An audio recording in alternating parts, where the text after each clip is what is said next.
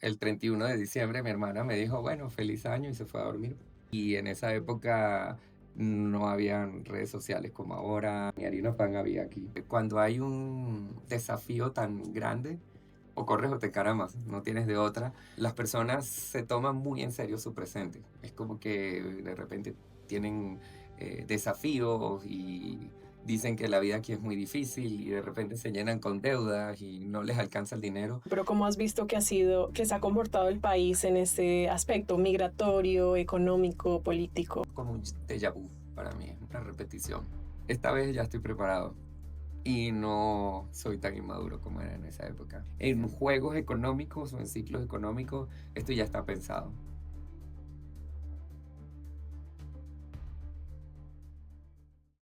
Hola, muy buenas noches para todos. Hoy tengo el honor de presentarles a un hombre cuya historia inspira.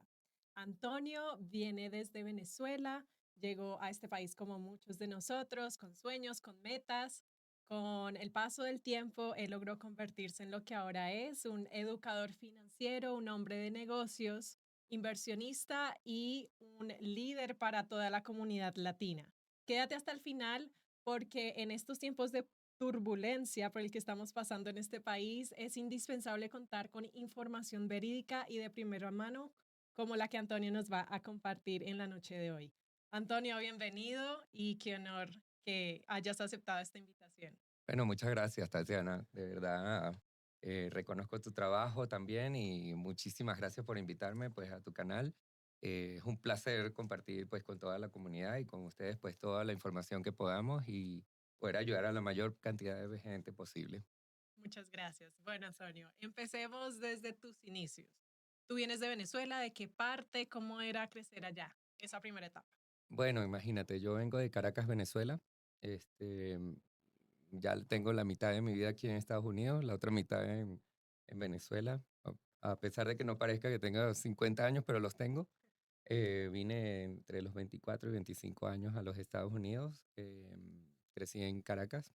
am, Fui a la Universidad Simón Bolívar. Soy ingeniero, a pesar de que nunca he trabajado como Nunca ingeniero. ejerciste.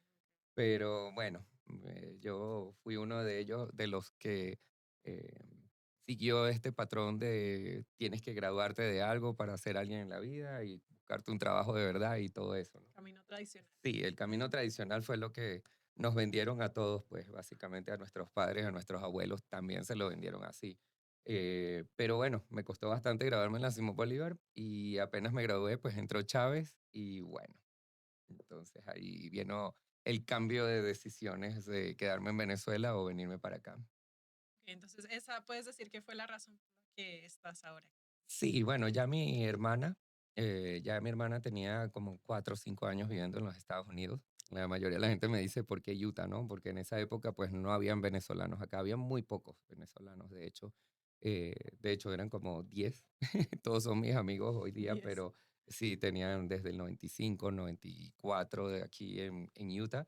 Pero en realidad, cuando yo llegué acá, solamente habían americanos y mexicanos. O sea, eso era todo lo que había acá. Y bueno, obviamente yo vine pues motivado con mi hermana, entró Chávez al gobierno, ya yo vi todo lo que iba a suceder, o sea, tuve bastante visión en ese momento y pues decidí eh, echar raíces y venirme para acá a esta aventura que todos hemos pasado montándonos en ese avión viniendo para acá, para los Estados Unidos, pero por eso terminé aquí en Utah, por mi hermana principalmente. Bueno, entonces tu hermana te recibe. ¿Y cómo fue esa experiencia? ¿Tuviste algún choque cultural, algo que tú hayas dicho, uy, esto no era como me lo habían dicho, como había pensado? Que Bueno, muchas yo veces creo, pasa, ¿no? yo me identifico mucho con las personas que han llegado últimamente. En realidad, su dolor, lo que llaman los gringos el homesick, ¿no? El homesick, eso fue lo primero que me aprendí en el college cuando estaba estudiando inglés, que yo decía que es homesick. Y obviamente que todos lo sentimos, ¿no? Llegas acá, es otra cultura, otra comida, todo es Otro distinto. idioma. Y el mayor choque que tuve fue en diciembre del 2000. En ese momento, eh, el 31 de diciembre, mi hermana me dijo, bueno, feliz año y se fue a dormir. Y en esa época no habían redes sociales como ahora, ni todas estas facilidades que hay para comunicarse. En realidad, tú tenías que comprar una tarjeta telefónica para poder llamar en ese momento a tu país, a Venezuela, donde fuera, y básicamente era súper difícil comunicarse a las 12 de la noche, así que yo, pues, ese es el diciembre 31 más solo que he pasado en mi vida. Pues básicamente no tenía amigos aquí, no tenía esposa, no tenía novia, no tenía nada. Solamente mi hermana que se fue a dormir me dijo feliz año, así son las cosas aquí, hasta luego. Y yo me quedé pues viendo al techo. Pero era Fue porque ya bastante tenía que duro. trabajar al Sí, siguiente día. Claro. ella tenía que trabajar y su esposo también y en realidad no podían hacer nada. O sea, estaban fregados y yo me quedé solo en la sala pasando toda mi tristeza. Entonces, en realidad es algo con lo cual me identifico. Digo, pues que las personas ahora tienen las cosas un poco más fácil porque vienen con amigos, vienen por referencia de varios amistades, familia. Hay muchísimos venezolanos ahora aquí, hasta nuestra comida, en esa época ni harina pan había aquí. Entonces fue bastante difícil la adaptación. O sea, en realidad la familia del ex esposo eh, de mi hermana es peruano y sus amigos pues eran mis amigos, que eran peruanos también. Y bueno, en mis trabajos estaban los mexicanos nada más y los americanos, los gringos. Eso era todo. Entonces tuve que aprender, yo digo a todo el mundo que tuve que aprender dos idiomas, tuve que aprender inglés y mexicano porque Y no les mexicano, es entendía, verdad. no les Es verdad. entendía, hablaban un poco complicado y bueno, fue un desafío en esa época, pues en el 2000 que me recuerdo bastante, me acuerdo como si fuera ayer. Wow. ¿Y cómo te fue con el idioma? ¿Sí se te facilitó? Sí, ¿Como en mira, cuánto tiempo más o menos fíjate aprendiste? que yo tenía otros amigos que eran brasileños y los había conocido en McDonald's, porque ese fue mi primer trabajo aquí en Estados Unidos y ellos todos hablaban inglés. Y no tenían mucho tiempo. Yo me parecía como muy curioso porque tenían nada más que si un año, año y medio y todos hablaban portugués e inglés. De hecho, ellos entendían español, pero yo no les entendía el portugués. Hablaban súper rápido. Entonces ellos mismos me dijeron, mira, o sea, aquí tienes que aprender en 6 meses a aprender inglés o no vas a ser nadie. O sea, no era como ahorita que la gente toma 3, 4, 5 años para aprender inglés. Entonces yo tomé la decisión en el McDonald's de meterme en la caja sin saber inglés, solamente yendo Te al college. lanzaste. Y bueno, digamos que cuando hay un desafío tan grande, o corres o te encaramas, no tienes de otra. Y empecé como un niño a aprender las palabras solo. Empecé a ver películas en inglés con los subtítulos en inglés también. Y además fui pues al college y bueno, en 6 meses ya me estaba defendiendo. O sea, después de todas las humillaciones que me hicieron, porque yo me metí en la caja y me hablaban las gringas, me decían, ah, bueno, screen con. Y yo, ¿qué será lo que está diciendo este tipo? No, eres no tomatoes. Y yo, pues, ¿qué está Ah, hablando esta persona? Y sí. era una tras otra humillación, pero cada vez que tenía una caída, como que se quedaba en mi mente para siempre lo que tenía que decir y cómo lo tenía que decir. Entonces te puedo decir que ya en 6 meses, 7 meses ya estaba hablando inglés. Y yo vine diciendo hi, bye, hello. Y ya, Y hello. Y ya, los colores. y los colores, sí, red como te enseñan en nuestros países, porque así nos enseñan a nosotros el inglés. No, no es algo, no se parece a cómo deberían enseñarlo. Para Es mi verdad. punto de vista, yo hice varios cursos allá y en realidad era muy limitado. Podía aprender un poco a leer, pero en realidad para expresarte, para saber cómo poner la lengua y todo eso, hay que estar aquí y pasarla. Ujú. Claro. Bueno, y ahora que mencionas ese trabajo en McDonald's, tengo entendido que tú estabas a punto de ascender como supervisor. Ah, sí, sí, sí. Bueno, ¿Qué fíjate pasó que ahí? una de las cosas que yo invito a la comunidad es hacer sacrificios, ¿ok? No es el fin del mundo. Las personas se toman muy en serio su presente. Es como que de repente tienen desafíos y dicen que la vida aquí es muy difícil y de repente se llenan con deudas y no les alcanza el dinero. En realidad, yo creo que todos los inmigrantes hemos pasado por ahí en algún momento. Ah, o sea, yo invito a las personas a que pues hagan sacrificios y sean conformes con su vida actual, ¿ok? Sean conformes pero no conformistas. Siempre, eso me lo dijo mi padre muchas veces y finalmente lo entendí por la mala aquí. Conforme es quedarte pues bien con lo que tienes, ¿ok? Con tus ingresos actuales, con tu familia, sea un estado de salud, lo que sea, ser agradecido. Pero ser conformista es quedarte aquí ahí para siempre. O sea, en realidad tú no quieres quedarte ahí para siempre, tú quieres salir adelante. Entonces tienes que tener sueños bastante altos para llegar a ellos, ¿me explico? Entonces en esa época yo veía que todo el mundo era muy conformista. O sea, igual una de las cosas que me enseñó Venezuela es a pasar trabajo, porque yo vine aquí con $300. Yo ni siquiera llegué aquí con un capital, Con con mucha comodidad, gente, claro. ni trabajé en Venezuela nunca, nunca tuve trabajo de nada. Yo me gradué, Súper. puse mi título y me vine, ¿no? Entonces, llegué sin dinero y en esa época lo que yo tenía era, voy a aprender inglés rápido, voy a salir adelante, voy a lograr todos mis sueños y mis metas rápido. Entonces, claro, con esa, digamos, esa tamaño de presión, yo hacía cualquier cosa. Entonces, digamos, mis compañeros venían y decían, yo no voy a lavar ese baño asqueroso y no sé qué. Yo salía, yo lo lavo. Y iba y estaba asquerosísimo. O sea, terrible. Y de hecho era el baño de las mujeres. Ay, no. Me acuerdo como si fuera ayer y todos ellos le sacaban el cuerpo a todo. No, que quién quiere limpiar el lobby, yo lo hago. Y todos y que, ay, este imbécil, este tonto, este bobo que se presta para todo. Y después, ¿y quién quiere aprender a cocinar? Ah, ya yo aprendí lo de la caja, yo también quiero aprender a cocinar. Ah, ¿y quieres estar en el drive-thru? Sí, quiero estar en el drive-thru. Y me ponía esto, pero no sonaba tan bien como esto, sonaba súper mal. Y yo no escuchaba bien las órdenes. Y con inglés limitado me insultaban y me decían de todo. Me decían, tú mexicano, devuélvete a México. Sí. Todos Porque somos todos, mexicanos, eso es la no, en esa época, ahora por lo menos saben la diferencia, pero en esa época todos éramos mexicanos.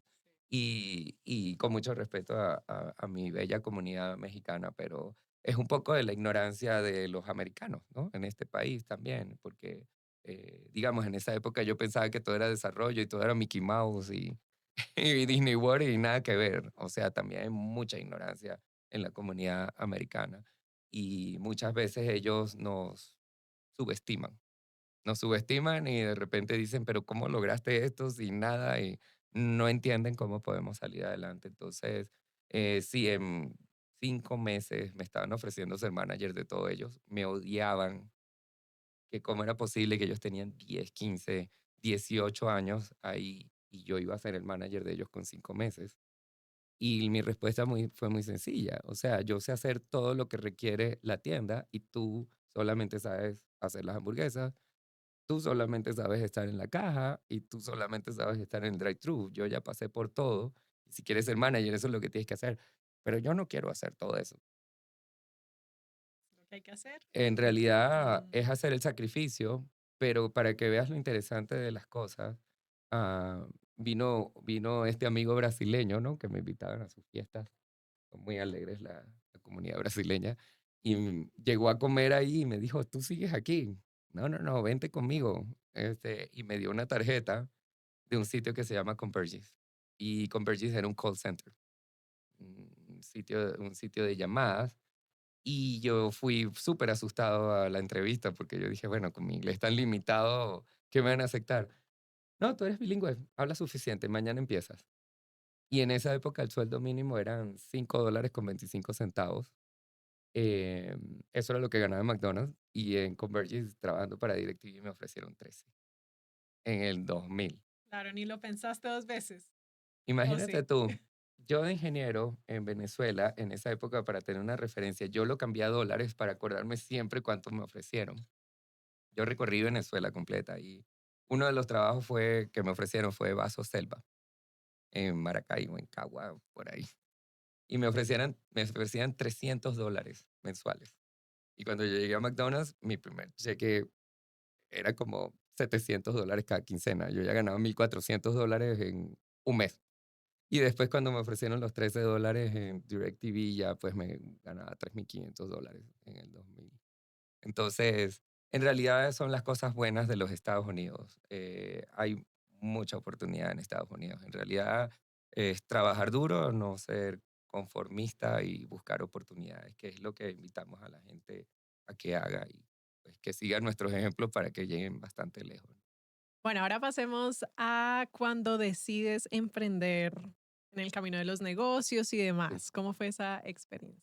Bueno, fíjate que así como sucedió eso que te dije del McDonald's, yéndome a trabajar a DirecTV, después de DirecTV me ofrecieron un poco más de dinero en T-Mobile. Imagínate, en T-Mobile, y recibía llamadas pues de todos lados de Estados Unidos. Ahí fue cuando pulí mi inglés. O sea, me llamaban de Texas o del Bronx o de California. Entonces, igual que en nuestros países, ¿no? Cada uno de nosotros tenemos un acento particular. Yo noté los acentos particulares de cada persona del estado, porque me salía de donde me estaba llamando y ya yo sabía más o menos qué esperar. Em, y fíjate que yo estaba muy, muy bien ahí en T-Mobile, ganándome mis 14.50. Te estoy hablando del 2001. Y resulta que mi cuñado de Perú me dijo, mira, ya sabes que hay unas personas aquí que están haciendo préstamos de casa y yo no voy a hacer eso. Ellos pagan comisiones y yo quiero mi sueldo. Entonces pensé en ti y a lo mejor y tú quieres aprender cómo se come eso, cómo se hace un préstamo Ni de idea. casa, ni idea. Y yo dije, sí. Y bueno, mi mamá casi le da un yello diciéndome, pero ¿cómo vas a dejar tu trabajo? O Tu sea, sueldo estable. no era opción de hacerlo part-time. No, Era o te no lanzas era- o tiempo me lanzaba. completo Y, o y en esa época ellos me ofrecieron $300 por cada uno de los expedientes que podía cerrar. Entonces yo dije, bueno, tengo que cerrar por lo menos unos 10 para ganarme 3.000, 15 para ganarme 4.500. Ahí sí lo voy a hacer. A veces, yo siempre he sido bien atrevido al hacer las cosas, he tomado decisiones bastante agresivas. radicales, sí. Sí, y dejé mi trabajo, que mi mamá que estaba loco, que cómo se me ocurría, que en realidad otra vez lo del conformismo, ¿no? Siempre llegan Sí, mejores oportunidades, pero te tienes que atrever a arriesgarte.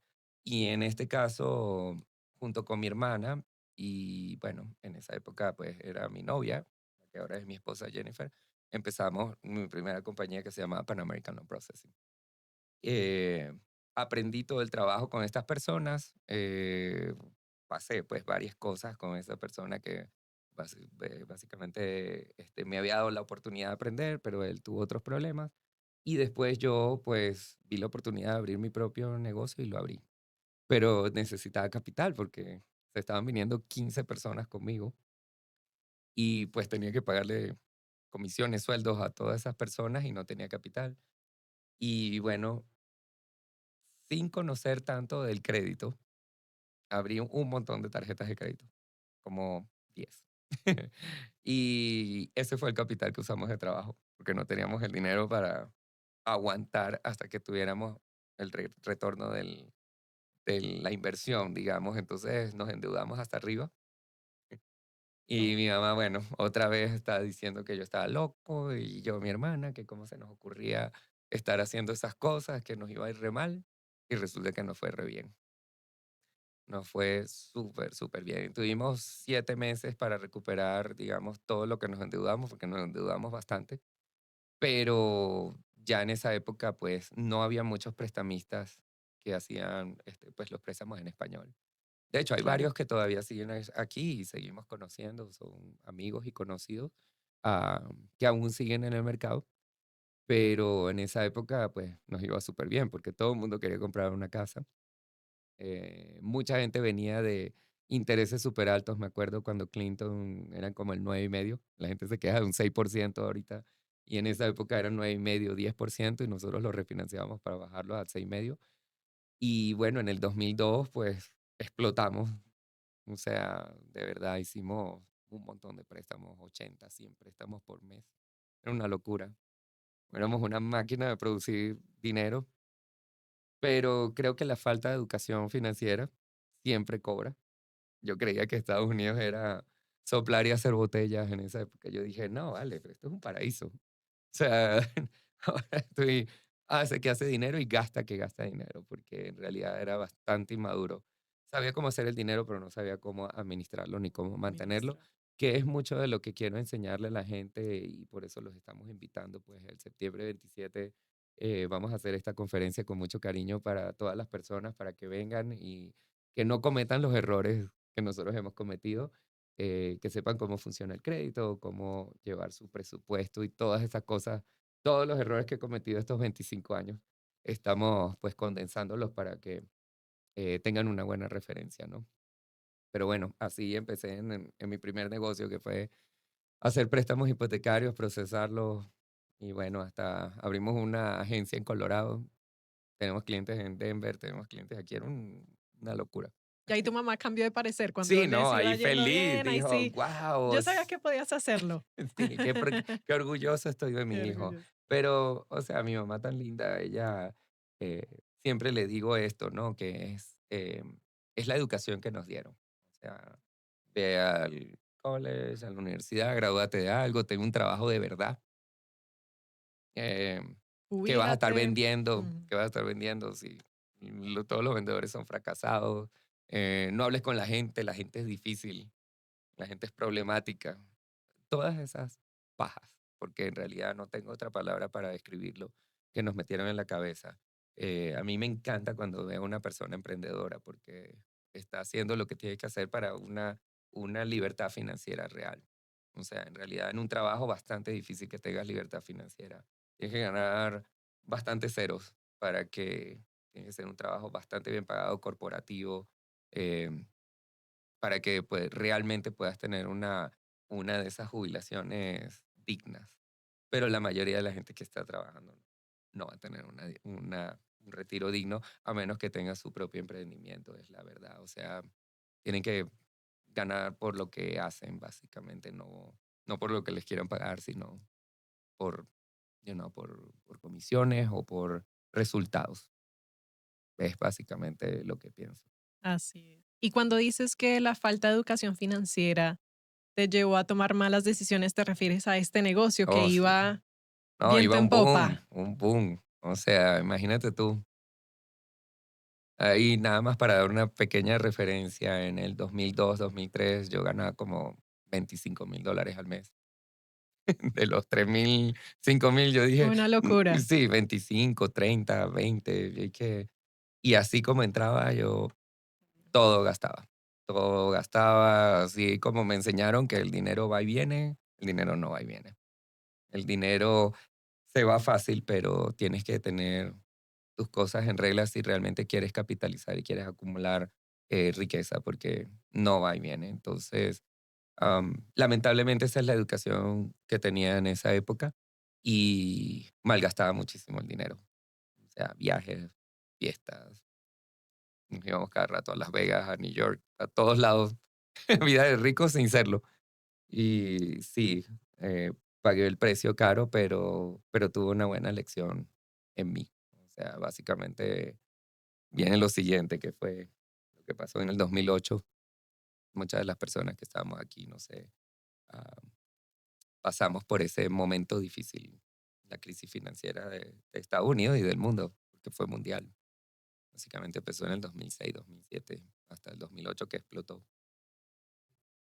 Que entonces ahí tu negocio se vino a la quiebra, podríamos decir, o Mira, ¿cómo fíjate, fue como el desenlace o cómo sobrellevaste tu negocio durante esa crisis? sí, mira, fíjate que en esa época estaban trabajando con nosotros como 25 personas y tenía vendedores en todos lados y nos estábamos expandiendo y teníamos varias oficinas aquí y nos compramos una casa en Denver para que los vendedores se quedaran allá y teníamos una oficina allá y todo iba viento de popa. Y bueno, decidimos irnos a Europa porque queríamos conocer Europa y teníamos mucho dinero y recorrimos toda Europa. Y en el medio de un tren, me acuerdo clarito, yendo hacia Ámsterdam, veníamos de Alemania, íbamos hacia Ámsterdam, estaban unos gringos, unos americanos, una pareja, y tenían como una cara como extraña, como tristes, ¿no? Y no sé cómo empezamos a hablar con ellos, yo y mi esposa y yo estábamos hablando con ellos y ellos dicen, ¿qué es lo que haces en Estados Unidos? no, soy loan officer. Y me dice, yo también. ¿Ya te enteraste de las noticias? Y yo, ¿qué noticias? En esa época, el banco hipotecario más grande del país se llamaba Countrywide. Y nosotros teníamos como unos 80 préstamos con ellos, no, que se fueron a bancarrota. Y yo, ¿que se fueron a bancarrota? ¿Qué? Llamé aquí a Salt Lake City y todos estaban en pánico, no se cerraron todos los préstamos, todo se cayó, todo se cayó. O sea, fue un efecto dominó. Cerraron Countrywide, lo adquirió Bank of America, Wells Fargo adquirió a Washington Mutual, que era otro que teníamos un montón de préstamos. O sea, todos se fueron a la quiebra. O sea, fue un efecto dominó así. Prrr. O sea, todo, la gente perdía negocios, sus casas, sus trabajos, hubo despidos masivos. Y menos mal que fue al final del viaje. Y nosotros Si agarramos no, ese avión si no, y te arruina el viaje. cuando llegamos aquí a Estados Unidos, dijimos, bueno, era como un sueño y el sueño se volvió en una pesadilla. O sea, o sea, todo el tren de gastos seguía sin ingresos. Y no fuimos los únicos. O sea, la mayoría de la gente que conozco pasó por eso, en realidad, y fue una experiencia bastante dura, pero básicamente me enseñó muchísimo, muchísimo de lo que sé hoy día a no cometer esa clase de errores otra vez. ¿Y qué es lo que te motivó seguir luchando por tu sueño de seguir creando empresa? Porque muchos cuando emprenden negocios y tienen como esa primer bancarrota o demás, como que ya lo abandonan y se van al camino seguro, el de un De empleo, un el camino empleo. tradicional. Es como, no, esto ya no es para mí. Mira, yo preparando taxes siempre hablo con todos mis clientes, ¿no? Y absorbo mucho de toda su vida, ¿ok? De lo bueno, lo malo y lo feo. Cada temporada de impuestos yo tengo un medidor de cómo van las cosas en general, porque escucho la historia de todos. Mira, bancarrotas, divorcios, am, problemas financieros, tarjetas de crédito desbocadas, ¿no?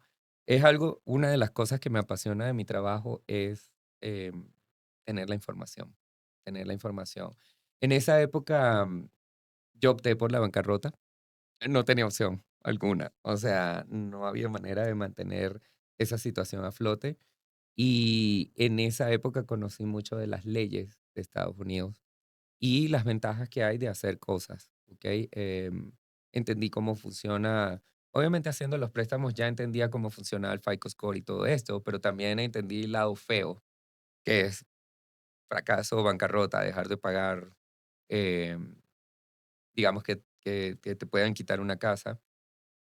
Y lo que me mantuvo de pie, de seguir adelante, es que siempre que se cierra una puerta, se abre una ventana.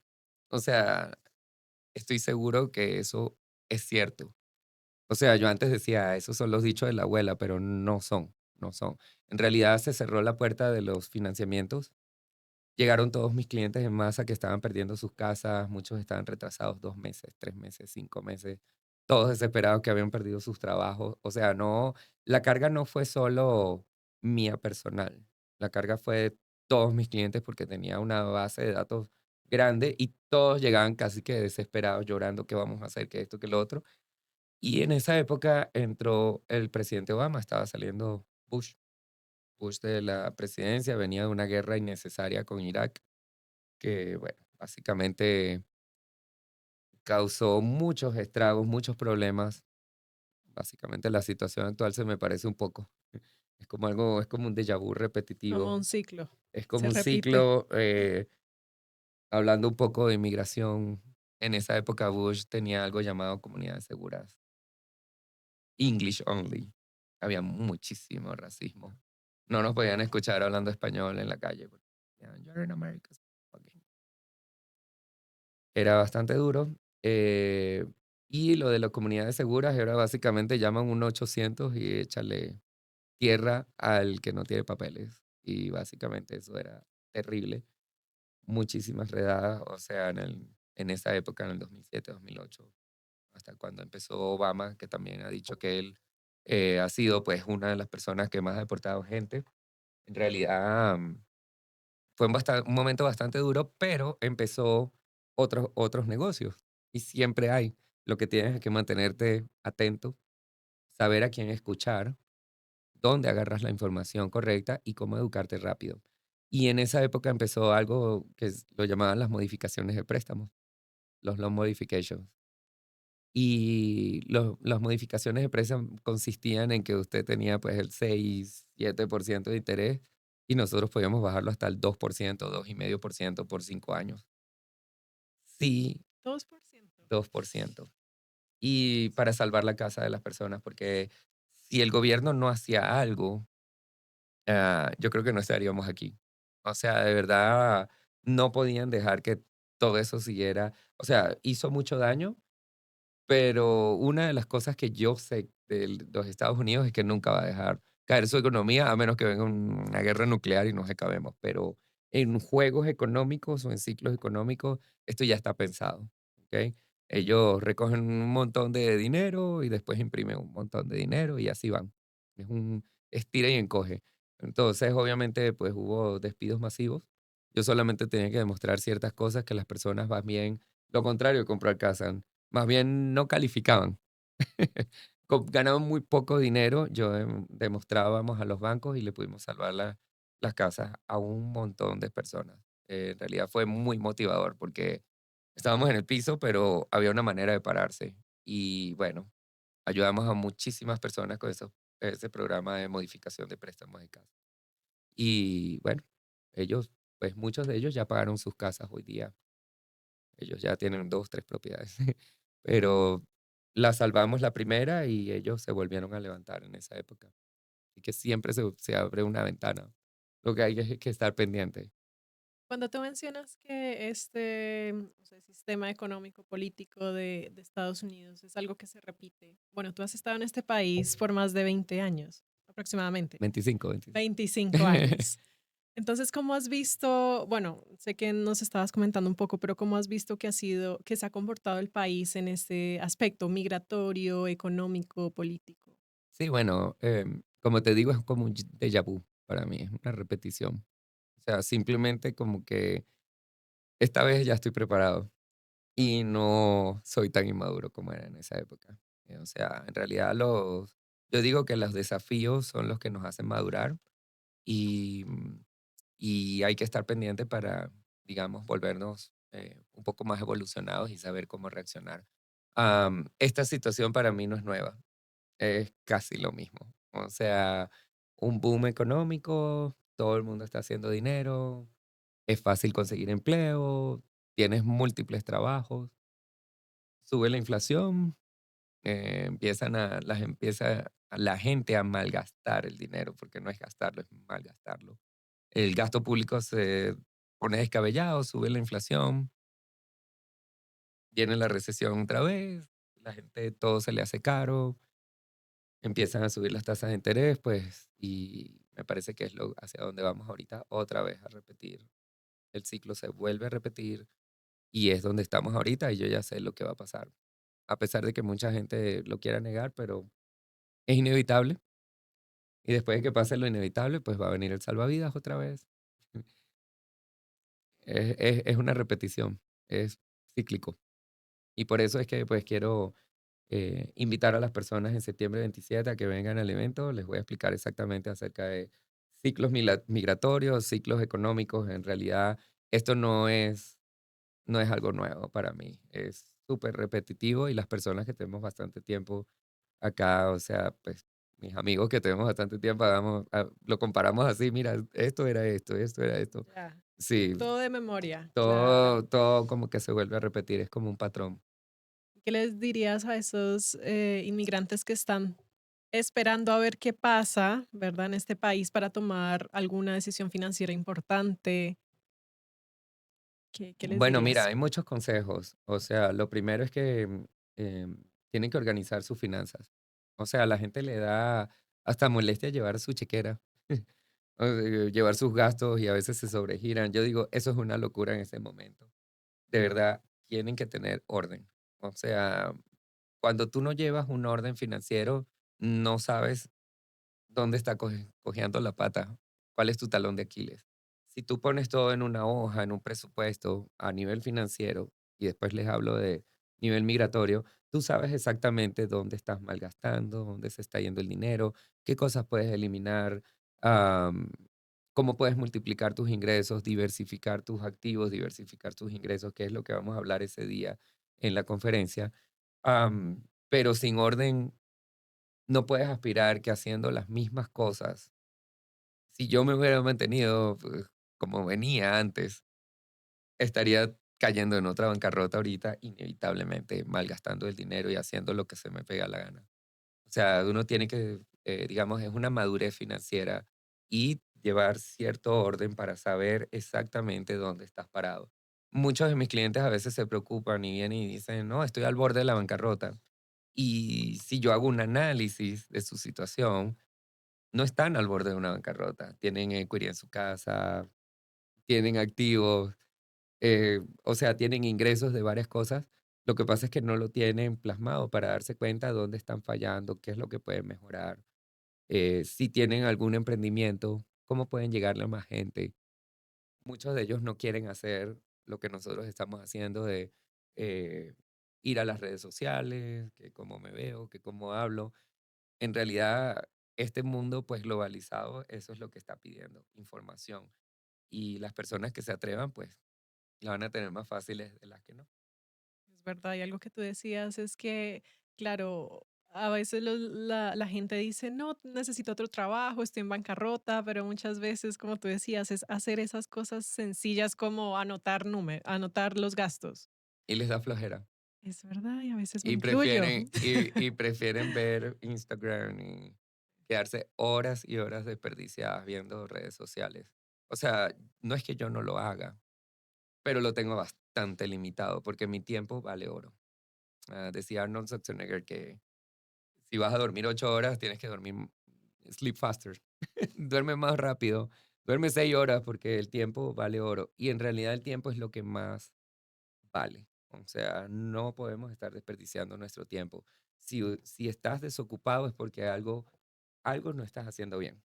Con tu físico, no estás comiendo bien, no estás yendo al gimnasio, no estás llegando a suficientes personas, no te estás educando, no estás tomando cursos. Algo está faltando en tu vida si estás totalmente desocupado viendo redes sociales. Obviamente que yo veo más las redes sociales para lo que me interesa. Claro. Yo quiero captar la información de los productos y servicios que yo vendo, porque si no, ¿cómo puedo aprender? Me explico. Pero a mí me llegan un poco de tonterías y veo a la gente pues desperdiciando su valioso tiempo viendo un montón de basura. En realidad es lo que quiero decir. Entonces es más mental que financiero. O sea, ahora que con Ismael Cala, aprendí bastante de esto. Todo empieza en la mente. Todo empieza en la mente, un pensamiento. Si tú tienes un pensamiento constructivo, te ves, te visualizas, digamos, siendo millonario. No es solamente decir quiero tener mucho dinero. Así es. ¿Cómo vas a llegar ahí? ¿Qué es lo que tú te ves? Por ejemplo, en este momento yo me visualizo, digamos, en una conferencia teniendo 2.000, 5.000 personas al frente mío. Yo lo visualizo y estoy tomando los pasos que tengo que tomar para llegar hasta ese punto. Ahorita serán 100, después 200, después 500, después 700 y después me veo en varias ciudades de los Estados Unidos. No es un sueño, es una visualización. Tú estás enfocado en una meta. La misma meta que yo tuve cuando dije que voy a ir a los Estados Unidos. Imagínense ustedes, en ese momento cuando yo llegué aquí, yo me imaginaba tener un buen sueldo, un fondito de retiro, tener mis hijos, un perro y listo, y una casa. Ese era mi sueño americano. Y muchas veces me pongo a reflexionar con mi esposa. am, Tenemos una compañía de shows que ya habíamos hablado hace poco, se llama Miami Show Production. Y viendo estos artistas famosos hablando con nosotros, comiendo, contándonos sus cosas, siendo humanos, eso me encanta de ese trabajo. eh, Nos cuentan sus experiencias, qué es lo que les duele, los divorcios que han tenido, no sé, cosas humanas, ¿me entiendes? Entonces te das cuenta de que no son extraterrestres, son igual que nosotros, pero no se lo van a contar al público. Para yo llegar hasta ahí, tuve que arriesgar dinero, tiempo, muchísimo esfuerzo. Conexiones. conexiones, todo, todo, arriesgarme, muchísimo trabajo, muchísima organización para obtener esa clase de información. Entonces, claro que es muy valiosa. am, Eso de meter artistas, pues, además de educación, digamos, tener diferentes puntos de vista de ellos, que pues son personas bastante sabias, porque han sufrido todo y mucho más de lo que nosotros hemos sufrido. am, Han sido grandes logros. Y no solamente, digamos, a nivel monetario, porque muchas veces hemos perdido. Yo te contaba hace un rato fuera del aire que hemos tenido diferentes fracasos, ¿no? Tuvimos un salón de fiesta, perdimos dinero. En uno de los conciertos de Nacho del 2018 también perdimos dinero. Como te digo, es parte del deal. Y si tú no tienes la capacidad mental para relajarte y decir, ok, no es la pérdida de la batalla, es una guerra nada más, tomarte el tiempo para recuperarte y volver a pararte con más fuerza, entonces no vas a llegar a ningún lado porque no te vas a querer arriesgar a lo que viene después. Y tenía esta reflexión, hace unos años fuimos a Asia, mi esposa y yo fuimos a Japón, a China, estuvimos en Dubái y le decía, qué locura viendo las pirámides de Egipto. Yo decía, yo nunca me imaginé que iba a estar haciendo esto. Y ella, yo tampoco. Yo me imaginaba mi casa, mi perro, mis hijos y ya. Esa era mi visualización en ese momento y ahora mi visualización va muchísimo más arriba. Eso hay que irlo renovando, hay que ir poniendo metas nuevas cada día y una vez que llegas ahí, con todos los tropiezos, tienes que poner otra meta más alta y siempre estarte retando a ti mismo. Y ahora que mencionas acerca de saber arriesgar e invertir, bueno, en redes sociales también hay como mucha infoxicación, o sea, Oh, mucha infoxicación. gente dando información, ¿verdad? Y demás. Respecto a eso de invertir, ¿cuál es tu concepto de, o sea, qué le aconsejarías a una persona que está empezando y que está escuchando como una voz que le dice, sí, arriesga, deja tu trabajo, tal, déjalo todo? Y otra voz que le diga, no, mira, hazlo como, no sé, part-time, como paso a paso. O sea, ¿cuál es el Es como el límite diablito ahí? y el angelito. Exacto. ¿Sabes qué? Yo creo que todos tenemos eso en nosotros y tenemos que saber a cuál escuchar. O sea, hay algunas inversiones que son obviamente muy riesgosas y es mejor como step back. O sea, yo he dicho a muchos negocios que no y muchas veces he dicho, menos mal que no me metí en esto porque me hubiera ido mal. Creo que en realidad en la toma de decisiones lo importante es poner en una hoja de papel o visualizarlo ventajas y desventajas. What if, ¿no? ¿Qué pasa si hago esto y qué pasa si no lo hago? Porque no hay una decisión 100% certera, ¿me explico? Tienes que saber cuáles son las ventajas de hacerlo y desventajas y de no hacerlo también. Porque al no tomar una decisión, estamos tomando una decisión. Me da risa las personas que dicen, no, mejor no me meto en nada riesgoso. Ya estás decidiendo, ya estás decidiendo. Si yo me hubiera quedado como manager de McDonald's, como mucha gente que tiene 20, 25 años ahí. Y con mucho respeto porque ahí trabajé muy humildemente, lo recuerdo con mucho cariño, pero yo estoy hecho para mucho más.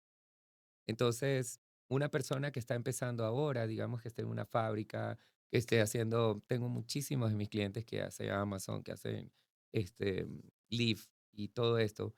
am, si tú estás bien como estás, pues todo está bien, pero yo sé que no. Yo sé que la mayoría de la gente aspira mucho más y tiene muchas mayores capacidades. Entonces, si tú tienes una compañía y quieres hacer una compañía de transporte, hazlo, hazlo. No va a venir otra persona a sacarte de tu casa y decirte, haz esto y esto y esto. Tienes que ser tú mismo. Entonces, si yo estaría en esto de manejo de mercancía, me trataría de meter en un camión y después en otro y contrataría múltiples personas, ¿me explico? Si estoy en una empresa de limpieza y estoy aquí limpiando esta oficina hoy, entonces tendría que ver cómo hago mi propio negocio porque yo sé hacerlo bien y no me puedo quedar todo el tiempo ahí pues simplemente esperando que me caiga un milagro. Pero yo sí he visto muchos de mis clientes que se ponen su visión bien clara y llegan muy lejos con cualquier compañía o con cualquier emprendimiento que tengan y me siento muy orgulloso por lo que ellos hacen. Entonces el consejo sería no desesperarse con lo que está pasando actualmente eh, a nivel migratorio, a nivel financiero, pero tienes que tener una visión. ¿Qué es lo que quieres hacer? ¿Cómo te vas a arriesgar? Te vas a tener que arriesgar. Nadie más lo va a hacer por ti. Si están casados, probablemente sería de la opción de algo balanceado, que uno de los dos se quede con el trabajo estable por ahora, pagando los gastos de la casa, y el otro tome la rienda del emprendimiento y se arriesgue con todo lo que pueda.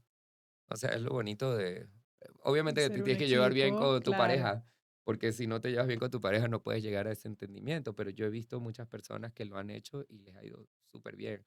Después el del emprendimiento ya le dice al otro, no traes más, ahora vente y hacemos los dos el negocio.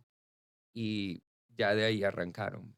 ¿Y ¿Me pudiste explico? aplicar esa dinámica con tu actual esposa? ¿Cuando empezaste tu Eh, familia o cómo era esa dinámica ahí? no, No nosotros mucho. nos arriesgamos con todo. Ah, bueno, Sí, nada, nada, cero sí, trabajo, cero empleo. Nosotros empezamos así a lo. de lleno los Sí, dos. pero creo que para una persona que está llegando ahora, y más si tienen hijos, en esa época nosotros no teníamos hijos, pero una pareja que tenga hijos, o sea, no puede arriesgarse tanto porque pues tiene que pensar en sus chiquitos primero, ¿no? Entonces, probablemente uno de los dos, el que tenga el trabajo más estable, puede tomar las riendas del asunto, mientras el otro tiene este periodo para conseguir clientes, saber cómo facturar, o sea, cuánto cobrar. Todas esas cosas son importantes y difíciles, digamos, en el principio. De hecho, el IRS da hasta 4 o 5 años que le da a las personas para que reporten pérdidas y es por algo. O sea, es algo estadístico. Que las personas, las empresas, los emprendimientos empiezan a producir después del quinto año en realidad. Entonces, en base a eso, pues no puedes ser tan duro contigo mismo el primero, segundo, tercer año, porque nos pasa a todos. O sea, todos pasamos por ahí. Y hasta los billonarios en Estados Unidos han pasado por ahí. O sea, todos ellos han empezado así, desde abajo, desde un garage como el de Amazon. Todos han empezado desde nada a llegar hasta donde están ahorita. Ahora que acabo de ir a la conferencia con Robert Kiyosaki, era Ah, una de las sí, sí vi cosas que por ahí decían. contenido. Sí, claro que él tenía pues su papá rico y su papá pobre y echaba el cuento de que él se decidió a irse con el papá rico, los consejos del papá rico que le decía pues vas a tener que aprender todo desde scratch, vas a tener que arriesgar todo a cambio de nada y el papá pobre pues que tenía los PhDs y toda la educación del mundo y creía que el sistema pues estaba hecho para eso, decidió no escucharlo básicamente y escuchar al otro y pues empezó a hacer todo su imperio de real estate, que es algo muy interesante y es una de las cosas que nosotros pues podemos asesorar a las personas y decirles cómo hacer una, dos, tres, cuatro, cinco propiedades de inversión, que es la idea. Perfecto. Entonces, ahora que estamos hablando de, bueno, de negocios, de inversiones y, bueno, migración hace un Oh, sí. momento, ¿son estos los temas que vas a tocar en tu evento el 27 de septiembre? Que por Sí. cierto, ya compré mi ticket, así que Sí, dinos sí. cómo se consigue la entrada, cómo registrarse y qué Sí, mira, temas. www.antoniouban.com, ese es el website. Ahí pueden conseguir toda la información del evento. Bueno, sale de todo. Vamos a estar hablando, obviamente, de esto, que es para mí lo más importante, dinero y migración.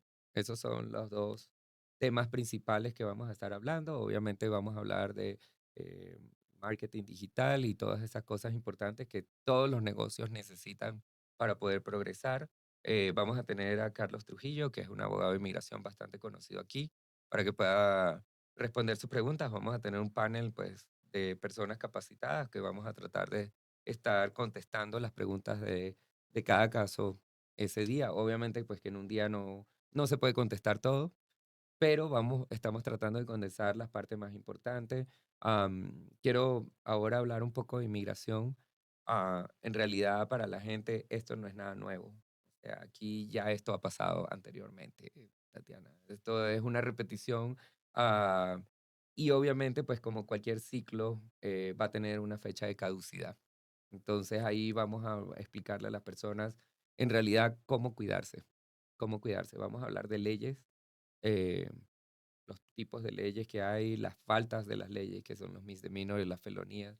¿Cuál es la diferencia entre una falta mayor y falta menor? Para que las personas sepan a qué atenerse.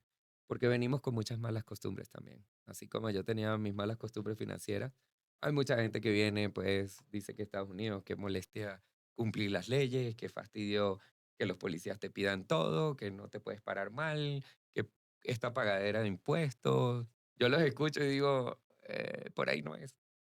Por ahí, o sea, no, que en Venezuela y en mi país yo hacía esto y yo hacía aquello. Yo les digo, pues es mejor que te vayas para allá, porque aquí sí vas a tener consecuencias. Y esas consecuencias no te van a dejar avanzar y vas a terminar mal. Entonces vamos a hablar bastante de cómo cuidarnos, ¿ok? Cómo tener una estrategia a nivel de inmigración. ¿Qué puedes hacer en caso de que te pues, lleguen a detener? ¿Cómo prepararte con documentos importantes que tienes que darle a tu familia? Si tienes activos y tienes que irte, pues cómo los puedes, digamos, vender o pasarle poderes a las personas que, que quieres y que están acá. Y básicamente, pues tratar de pasar esta oleada de crisis de inmigración y financiera, porque va a pasar. Es una ola, como siempre, vienen tiempos buenos y vienen tiempos malos, y otra vez buenos y otra vez malos. O sea, es un ciclo, y en realidad, pues, aquí, pues, el que va a salir adelante es el que tenga la información correcta y tenga una estrategia, una planificación. No pueden esperar que todo les salga bien sin planificación. Todo, todo se basa en información y en planificación. Bueno, Antonio, ya estamos llegando al final de nuestra charla de hoy.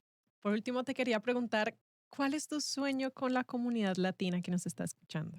Bueno, claro que sí, mira, muchas veces cuando yo veo a las personas y salen adelante, eh, llena mucho mi alma, sobre todo cuando yo los he ayudado a darle información y hay muchas personas que dicen estas cosas incorrectas de que tú quieres ver a las otras personas bien, pero no por encima tuyo. Y en realidad me parece tan egoísta pensar eso. Hay muchas de las personas a las cuales yo he ayudado que están mucho más arriba que yo y tienen menos tiempo que yo en los Estados Unidos. Am, Se han sabido informar, se han sabido, eh, digamos, organizar. Y muchos de ellos ya tienen varias de sus propiedades pagadas. Tienen 3, 4, 5 propiedades pagadas. Y a mí me llena muchísimo, muchísimo. Me da muchísimo orgullo y gusto, eh, con mucha humildad de que esas personas hayan llegado tan alto. Ellos saben quiénes son. Y yo espero que mi comunidad hispana pues pueda salir adelante. El mensaje es para todas las personas que quieran tener un emprendimiento, que no dejen de soñar porque aquí se puede lograr todo de verdad. Si están un poco preocupados por la situación económica, política, por la presidencia actual que nos tiene preocupados a todos, en realidad. ¿Qué podemos esperar? Todo pasa, todo pasa. Aquí viene una lucha de fuerzas eterna y a pesar de que de repente pareciera como que todo está perdido y está ya el final, no lo es. De repente eso se revierte con mucha fuerza hacia el otro lado y bueno, pasa lo que tiene que pasar y vuelven a soltar el dinero, vuelven a soltar las leyes migratorias. Es un ciclo. Quiero invitarlos realmente a mi conferencia el 27 de septiembre. Ahí vamos a tener un panel pues bastante calificado de muchas personas que tenemos mucho tiempo aquí, mucha información.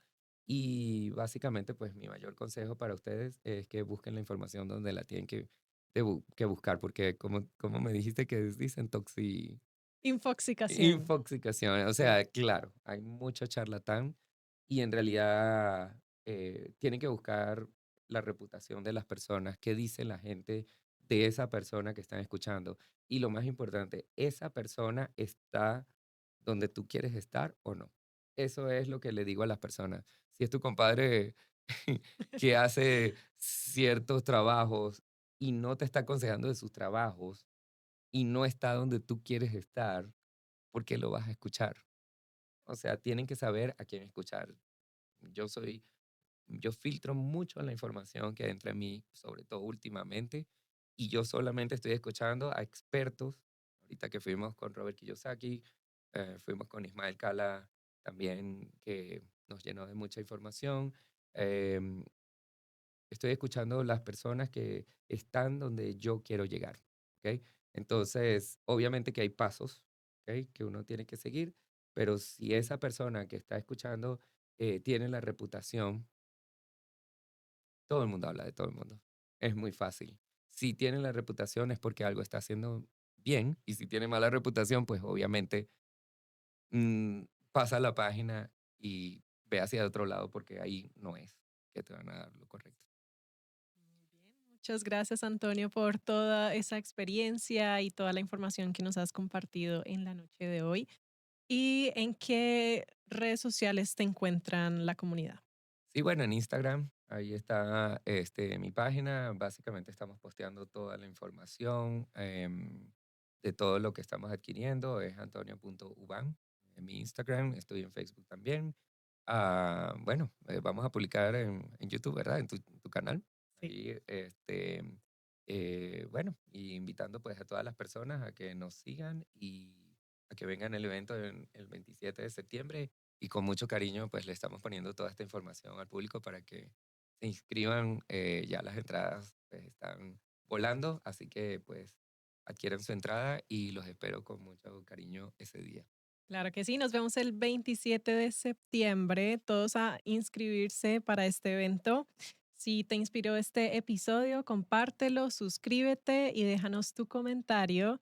Gracias por estar aquí. Nos vemos en el próximo episodio de Real Talk con Tatiana. Chao, chao. Muchas gracias, Tatiana, por la invitación. Gracias a Chao, ti. chao a todos.